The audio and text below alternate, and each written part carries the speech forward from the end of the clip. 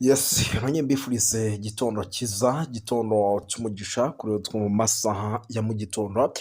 Turi mu gitondo cyo ku itariki nyamuneka zigera kuri 15 z'ukwa mbere 2025. Birumvikana n'amakuru abagezweho abarebana n'umutekano, politike na diplomasi. Tugiye kuba tuwapudetinga tubabwira uko situwasiyo ihagaze. Nyamuneka ibintu byakaze. Drone za FARDC zikomeje kurasa mu bice bigiye bitandukanye, ngira ngo ni na zimwe mu nkuru tugiye kuba twinjiramo tuva imuziri n'imuzingo, tugenda tubapudetinga tubabwira uko situwasiyo ihagaze muri rusange. Muraza kunyemerera by'umwihariko dusimukire mu bice byano za Uvira, tubabwire yuko nyamuneka icyitwa drone za FARDC zongeye gukora amahano, ariko iyi nkuru tuze kwinjiramo tubanje guha ikaze abantu dukurikira bari mu bice bigiye bitandukanye, kuko ni abantu b'agaciro gakomeye cyane. Badukurikira rero bari mu gihugu cy'u Rwanda, ariko kandi bari mu gihugu cy'u Burundi, bari Kenya, bari Tanzania, bari Malawi ndetse bari South Africa, bari Zimbabwe, Zambia, Leta Zunze Ubumwe za Amerika ndetse n'ahandi hagiye hatandukanye. Tubaye ikaze tubikuye ku mutima. Muraza kunyemera mbabwire yuko nyamuneka rero igisirikare cya Repubulika ya Demokarasi ya Kongo FARDC cyongeye kurenga ku masezerano. Nyamuneka icyitwa drone rwose zitagira abapilote zikaba zongeye kugaba igitero ku cyambu cya Kabundi mu mujyi wa Uvira. By'umwihariko rero ibi bikaba byamaze kuba bituma imitungo y'abantu itari mike yamaze kuba yangirika mu bikorwa byo guhangana rero na AFC/M23. Nyamuneka bibaye ngombwa yuko M23 yongera gusura itangazo rikomeye. Ibyo turaza kuba tubikomozaho tubiva imuzi n'imuzingo. Si ibyo gusa kandi turaza gusimbukira mu bice bya hano muri teritwari by'umwihariko ya Masisi, tubapudetinge tubabwire uko situwasiyo ihagaze, ariko kandi tuzi no kubabwira ibitero bibaye mu kanya gato gashize byo kwihimura ku ruhande rw'igisirikare cya M23, nabo bakongera kurasa mu bice by'umwihariko byahariya mu bice byariya rwose. Nyamuneka muri ibice byano muri za ntuza za Katongo ngira ngo murahazi, naho hongeye kuraswa bikomeye n'ingabo za M23. Ibyo byose turaza kuba tubikomozaho tubiva imuzi n'imuzingo, tubabwira amakuru menshi agiye atandukanye arebana n'umutekano, politike na diplomasi muri rusange. Muraza kunyemera rero tunasimbukire mu bice by'iminembwe, tubapudetinge tubabwire uko situwasiyo ihagaze.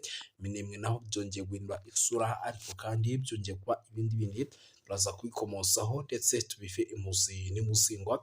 Turaza kugaruka mu bice byahariya muri Kivu Amajyaruguru, tubapudetinge tubabwire uko situwasiyo ihagaze, ariko kandi nanone ku rundi ruhande byabaye vuba. Aha byabaye tariki ya 24 Ukuboza 2025 kuri Noheli.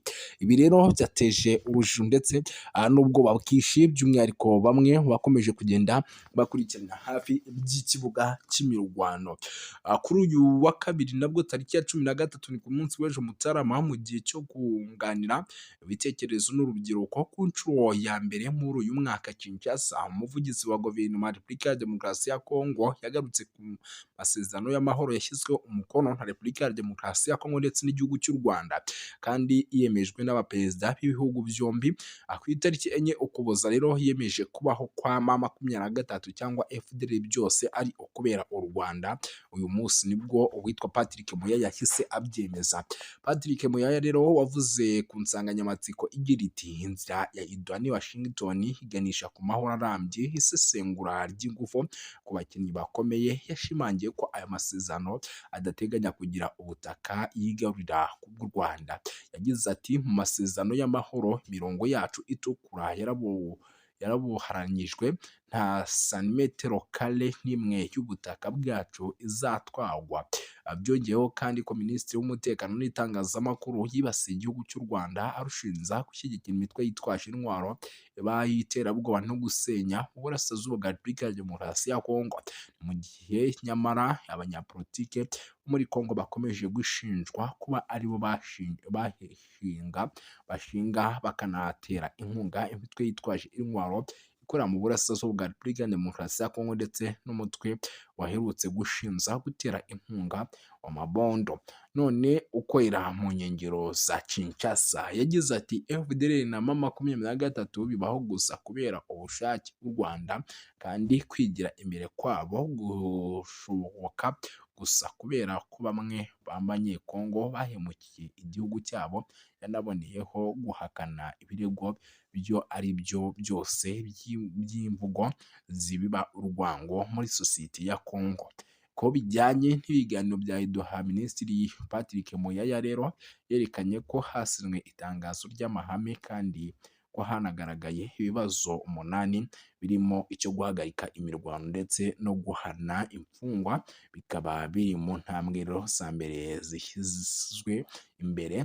Yagize ati izi nyandiko ziri ku karubanda, nta masezerano yashyizweho umukono mu rwego rwa Idoha cyangwa se Washington y'ibanga.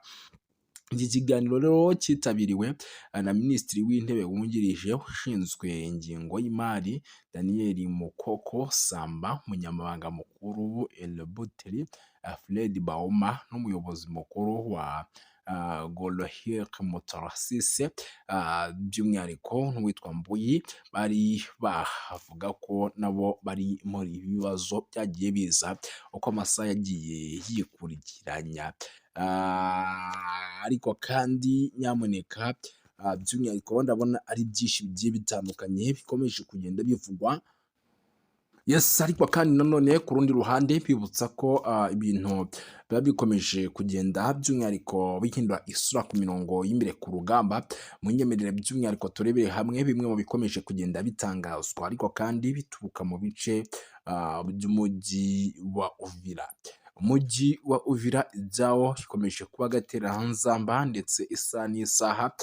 Umujyi wa Uvira ushobora kuba rwose by'umwihariko ari umujyi ushobora kuza guhura n'ibibazo bikomeye cyane. Impamvu nkubwira nti umujyi wa Uvira ushobora kuza kuba uhura n'ibibazo bikomeye cyane ubwiyongere bw'ingabo. Burundi bwohereje Kalemi indi batayo yuzuye y'abasirikare. Ndabona igisirikare cy'u Burundi rwose cyakamishije kimaze kohereza indi batayo. Mbabona rwose bamaze kwambuka icyambi cya Kalemi uturutse Bujumbura nk'uko birimo biragenda bitangazwa na drone zacu ziri gukurikira hariya uko bimeze. Ndabona ariko kandi n'umunyamabanga mukuru wa CNDD-FDD Reverien Ndikuriyo aheruka kubwira abanyamakuru ko gucyura ingabo byari byabaye mu gisa nko gusubira inyuma mu buryo bwa gisirikare cyangwa se bwa gipolisi, ariko ibintu bigiye kongera gusubira mu buryo ndetse bigiye kongera by'umwihariko gukosorwa. Bishatse kuvuga ko urugamba rwaba rugiye gufata indi ntera noneho mu buryo bwa nyabwo hagati ku mpande zombi, hagati y'igisirikare cy'u Burundi ndetse na M23 nk'uko bikomeje kugenda bitangazwa mu buryo bwihuse cyane.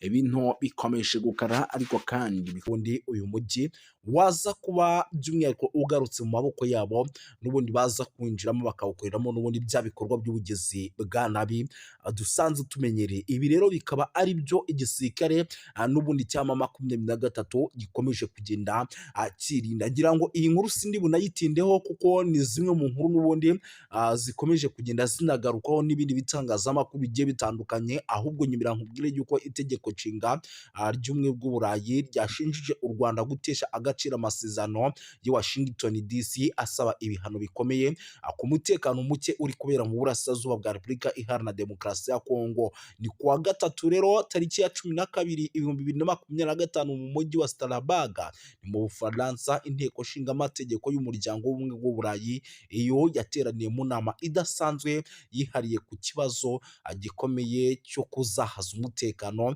n'ubutabazi mu ntara ya Kivu y'Amajyaruguru ndetse no mu ntara ya Kivu y'Amajyepfo, ni mu burasirazuba bwa Repubulika Iharanira Demokarasi ya Kongo. Iyo nama rero yabaye nyuma y'ifatwa ry'umujyi wa Uvira n'ihuriro rya Alliance Fleuve Congo. Iyo nama rero yari iyobowe na Depite Hada Josi na Jean Victor Umubirigi, akaba na perezida w'umutekano w'intumwa z'inteko nshingamategeko y'Uburayi. Mu nteko rero ihuriweho n'umuryango w'ubumwe bw'Uburayi EU, by'umwihariko yahagurutse avuga ko ibi bintu bikabije ku kijyanye n'imirwano ikomeje cyane mu burasirazuba bwa Repubulika ya Demokarasi ya Kongo. Aranenga cyane kutubahiriza amasezerano i Washington DC ashinja u Rwanda gukomeza gushyigikira umutwe wa M23 mu buryo rero nk'ubusanzwe, by'umwihariko byakomeje kugenda bigarukwaho kugira ngo babihe inzira y'amahoro.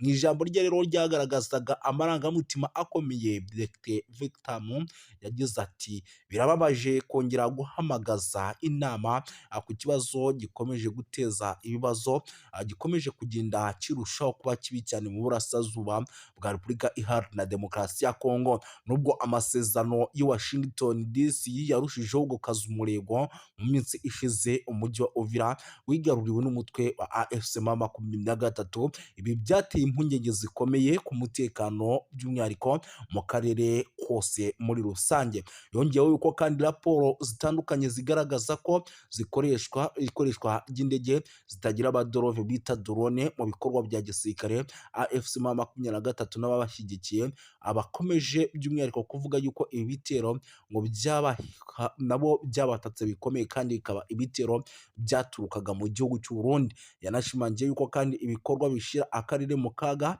k'intambara ishobora kwaduka hagati ku mpande zombi. Anasaba umuryango w'ubumwe bw'Uburayi gukoresha ingufu za politike mu guhagarika imirwano. Iyo nama kandi yanitabiriwe n'abanyekongo baba mu mahanga, by'umwihariko abatuye mu Bubiligi bagize uruhare mu gutanga ubuhamya ku ngaruka z'intambara zikomeje mu burasirazuba bwa Repubulika ya Demokarasi ya Kongo, bagaya ihohoterwa rikomeje gukorerwa abasivile, kwiyongera kw'impunzi, isahurwa ry'imitungo ndetse n'ibyaha bikomeye bishinzwa imitwe yitwaje intwaro. Abanyekongo kandi bashyigikiye Depite Hada Victor urwandiko rusaba ko u Rwanda n'abafatanyabikorwa babwo mu mutwe wa AFC M23 bafatwa ibihano bikomeye, basabye ko habaho uburyo buhoraho bwo kugaragaza, kandi banasobanura yuko by'umwihariko ibyo bishobora gufasha ingamba zo kugira ngo umutekano ugaruke bikanatanga umusaruro.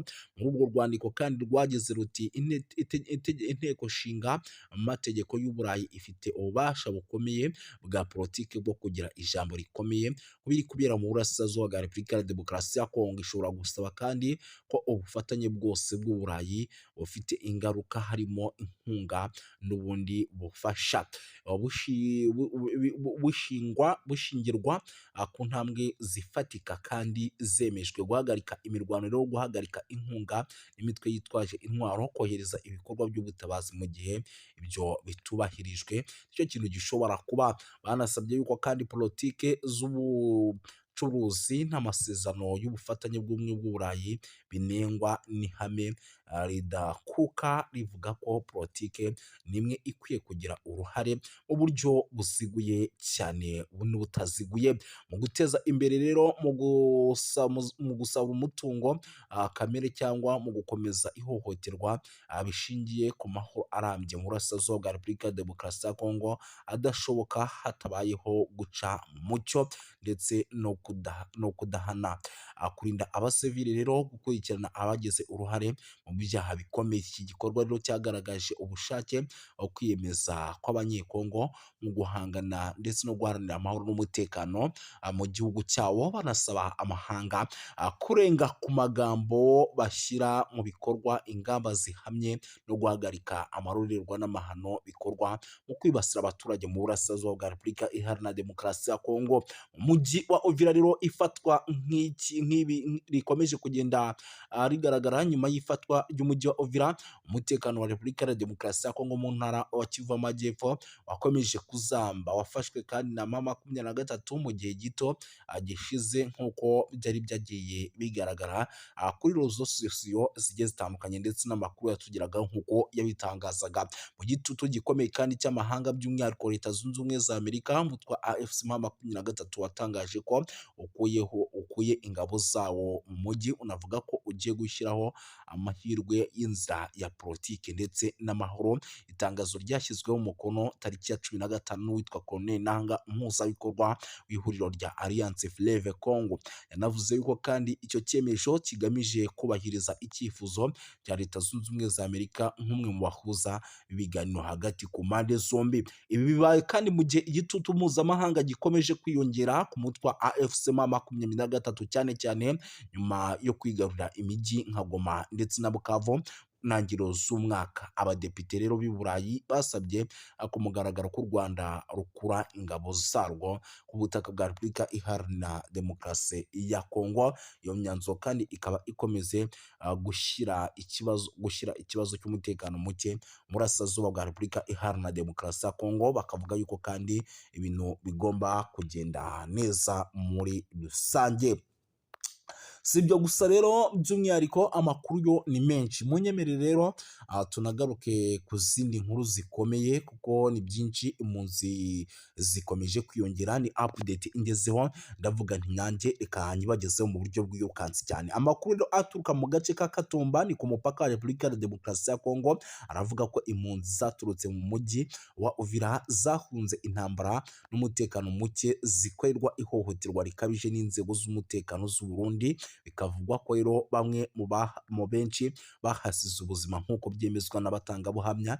Abaturage rero bahungiye i Burundi bashaka kwinjizwa mu nkambi z'impunzi cyangwa se gusubizwa muri Repubulika ya Demokarasi ya Kongo, ariko barabyangirwa. Icyo cyemezo cyateje umwuka mubi n'ubushyamirane hagati n'abapolisi bashinzwe umutekano mu bice bigiye bitandukanye b'i Burundi. Abaturage rero bavuga ko polisi y'u Burundi yakoresheje imbaraga zirenze urugero, by'umwihariko igakubita bamwe mu baturage b'impunzi mu buryo bukomeye cyane. Umwe mu bahohotewe bikabije rero binavugwa ko yakubiswe igiti mu ijosi, yahise apfira aho ngaho, abandi bagakomereka. Ibi bishatse kuvuga yuko rero mu gihugu cy'u Burundi nubwo bahungiyeho bamwe, abandi bimeze neza, abandi bikaba bimeze nabi muri rusange.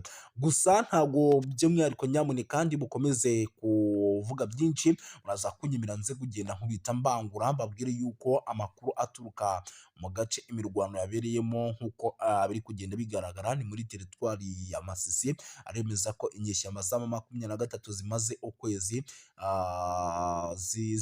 zihangana na FARDC mu birindiro by'ahitwa za Kinyumba ku birometero 10 gusa uva ahitwa Nyabiyondo, ni ku muhanda wa Pinga. Zagabye igitero rero ku birindiro bya Wazalendo ku isaha y'isa 11 za mu gitondo kugira ngo zisubize uriya mudugudu, ariko biza kugorana. Wazalendo ivuga yuko rero yahagaritse iki gitero cy'inyeshyamba za M23 maze zigasubira ahitwa Nyabiyondo nyuma y'imirwano ikaze cyane. Ibintu rero bikomeje kuzamba kugeza magingo aya, ntabwo twari twamenya ni bandi baguye ku mirongo y'imbere ku rugamba, ariko ni bimwe mu bintu n'ubundi turi bukomeze kugenda tumenya tukagenda tuba updatinga. Gusa binumvikana yuko nyamuneka bitoroshye habe namba, icyitwa imirwano ikomeje kugenda ica ibintu muri rusange. Sindi butinde rero, turaza gukomeza dukubite tubangura kuko nicyo kiba cyatuzanye. Nyemera duhite dukomeza n'andi makuru by'umwihariko akomeje kugenda aturuka ku mirongo imbere ku rugamba, tugenda tuba updatinga tubabwira uko situation ihagaze. Munyemerere mbabwire yuko nyamuneka rero ibintu bikomeje kugenda biba bibi cyane, by'umwihariko muri teritwari ya Rubero, kuko byabaye ngombwa yuko MONUSCO igira gutya nyamuneka ikahohereza ingabo kugira ngo zijye guhangana na ADF. Mu ntara ya Kivu y'Amajyaruguru no muri teritwari ya Rubero harateganywa kohereza abasirikare b'umuryango w'abibumbye mu gice cy'abapele hagamijwe gutanga ubufasha ku bwubahirize bw'ibikoresho by'ingabo by'umwihariko za Repubulika ya Demokarasi ya Kongo na Uganda UPDF ziri mu bikorwa bya gisirikare bya Operation Soja bigamije guhashya umutwe w'inyeshyamba wa ADF. Nk'uko byatangajwe rero n'inzego zigiye zitandukanye zibafatiyemo uruhare, ubufasha bwa MONUSCO buzibanda cyane cyane ku bijyanye n'ibikoresho byifashishwa mu bikorwa bya gisirikare. Nyamuneka by'umwihariko babohereze bakore n'ingendo bakora bareba uburyo bihagaze, banakora amasuku bafatanyije by'umwihariko na UPDF ndetse na FARDC. Ni icyemezo rero cyafatiwe mu nama yabereye i Beni mu cyumweru gishize, yahuje abayobozi ba gakondo, ahagaragaye sosiyete sivile mu nzego z'abaperi n'ahitwa za Buswaga, umuyobozi wa gisirikare no muri teritwari ya Rubero hamwe n'ahandi. Yavuze yuko ngo kiye kigeze kugira ngo ADF MONUSCO igire icyo ikoraho.